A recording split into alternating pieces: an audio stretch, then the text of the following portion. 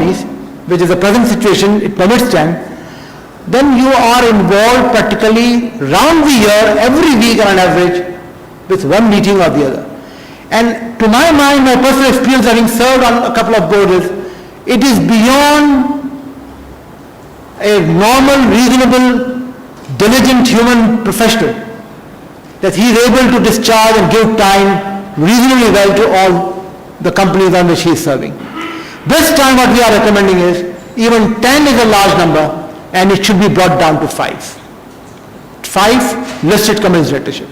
We have made one more innovation in this, that if within a group there are listed subsidiary companies, okay, then the directorship of those subsidiary companies is not hit by this particular limit. It could be in addition to that. But suppose if you have got 8 listed subsidiaries in a group and you are director on all of them, then you do not have any capacity or room available to you to become a director of any other listed company. So there we are not applying a break, there we are not applying any limit. Generally we are saying 5 is the number. And reckoning that 5, the listed subsidiary companies of a group shall be excluded from that limit. And obviously you do not have very many subsidiaries of a group listed on the stock exchange anyway, but the trend is on the rise. And there we have excluded those companies from the limit. Again, this particular recommendation, if it goes through, it should be applicable from the board next constituted. With regard to internal audit, by and large the provision remains unchanged, except for a minor change, well it is minor, well look at it, but sometimes it can become major, that the present provision dealt with the appointment and removal of Chief Financial Officer, the Company Secretary, and only the appointment of the Head of Internal Audit, not the removal. This time we have, I would say it was perhaps an oversight on our part at that time, nobody picked it up. This time we have discovered that this particular lacuna needs to be removed, and the removal of the Head of Internal Audit shall be with the approval of the board. Just as the appointment has to be the approval of the board, and the appointment and removal of CFO and Secretary has to be the approval of the board, likewise we are bringing all of them at par. So the CFO, the Secretary, the Head of an Audit, their appointment and their removal shall be subject to the approval of the board. It is not only at the desire and whims and fancies of the CEO. With regard to the composition of Audit Committee, this 8 years experience is any guide. I think we have come a fairly long way in terms of the performance of the audit committees. And I think this singular provision has contributed immensely to a better financial reporting in the corporate sector today, because at least now the management is aware of the fact that there is a filter and there is an oversight by a committee of the audit, of the board, to handle all these related affairs of the financial statements. And therefore, what we are saying is, currently the provision says, the court says, majority of the members of the audit committee shall be non-executive members, non-executive directors. What we are saying here is, the audit committee shall have only non-executive directors as its members. No executive director on the audit committee. And if you look at international best practice, I think this is fortified by the fact that it is in the interest of governance that audit committee should be manned by only non-executive directors. Another very important suggestion which we are making is that at least one member of the audit committee should have relevant financial experience. With great deliberate intent we have used the word relevant financial experience. We have not prescribed any particular qualification. We are not saying that particular relevant experience has to be only that of a professional body. We have left it to the board. It is for the board to decide whether a particular gentleman or a lady has got that kind of relevant financial experience or not.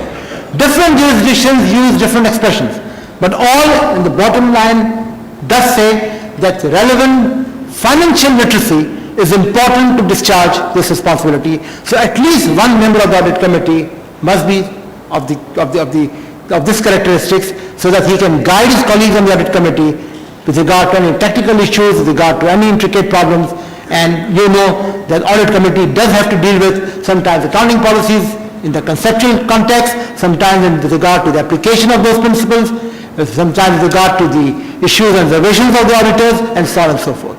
So that particular director with that relevant financial experience will go a long way in improving the deliberations of the audit committee and the results of their particular deliberations. Chairman of the committee is again an improvement. Right now we have said that the chairman should be following the non-executive directors. We are making an improvement over that.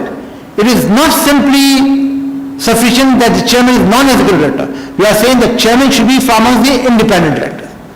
So the audit committee shall be chaired by independent directors, shall be manned by non-executive directors, and should have at least one person who has got relevant financial experience.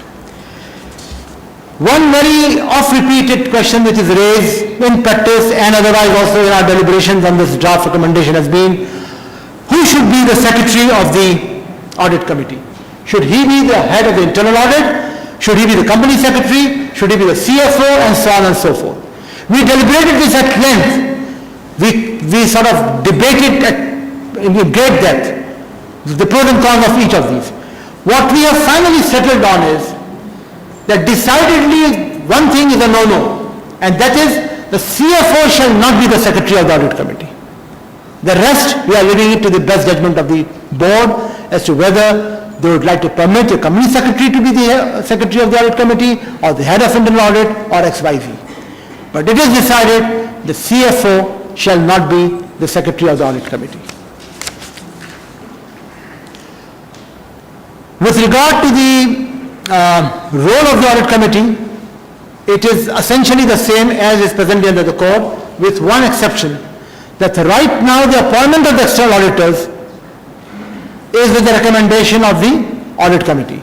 But when it comes to removal, the audit committee does not seem to have any say.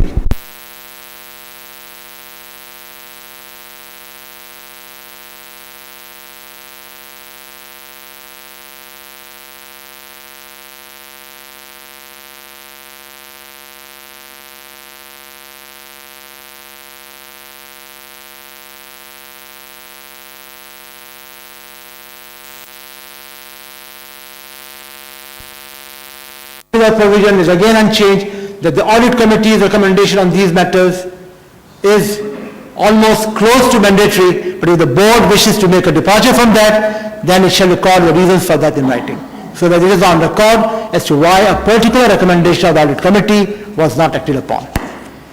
Our survey indicates that 46% of respondents stated that their audit committee was simply responsible for overseeing internal audit and risk management. 18% said the audit committee is responsible for overseeing whistleblower policies. I'll come to that a little later. With regard to minutes of the audit committee, again this was an issue on which we had a good deal of discussion. As you are aware, most audit committees meet a day before the board meeting which considers the approval of the accounts. Now the issue that was debated is, in that short span of few hours that is available between the audit committee and the board meeting next day, and sometimes I think the instances not uncommon, where the audit committee meets in the morning and the board meeting is in the afternoon. This is also we have observed in practice. What we are suggesting is, no matter when the board meeting is going to be convened following the audit committee meeting, if it is not possible for the minutes of the audit committee to be presented to the board at the next day or whenever it is due, there shall be a written synopsis of the proceedings of the audit committee meeting which should be presented before the board, and the minutes to be followed soon thereafter. Because there should be something. It is, what happens today is, most of the time the chairman of the audit committee makes a verbal presentation.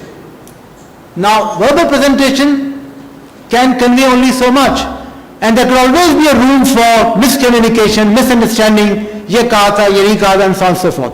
What we are suggesting is that if it is not possible within the short span of intervening time that you have between the audit committee and the board, then there should be a written synopsis of the proceedings of the audit committee on, obviously, material points like, whatever has to do with the financial statements and the rest of the things which the audit committee may have deliberated upon. And the minutes can be circulated immediately thereafter. As I said